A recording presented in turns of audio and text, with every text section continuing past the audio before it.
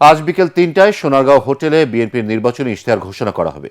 বিএনপির চেয়ারম্যান তারেক রহমান এই ইশতেহার ঘোষণা করবেন বলে দলের পক্ষ থেকে জানানো হয়েছে।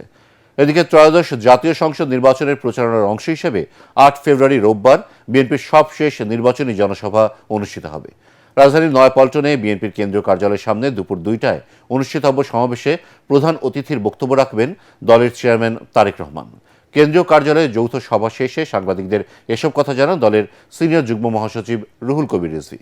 তিনি জানান, শেষ নির্বাচনী জনসভা সফল করতে সব ধরনের প্রস্তুতি নেওয়া হয়েছে। ঢাকা এবং আশপাশের জেলার ধানের শীষের প্রার্থীরা জনসভায় উপস্থিত থাকবেন।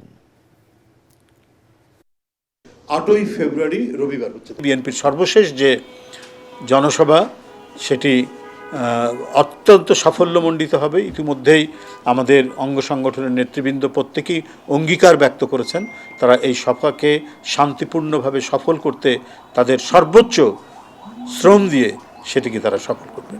আমাদের ইশতেহার প্রকাশ করা হবে আগামীকাল বিকাল ৩টায়।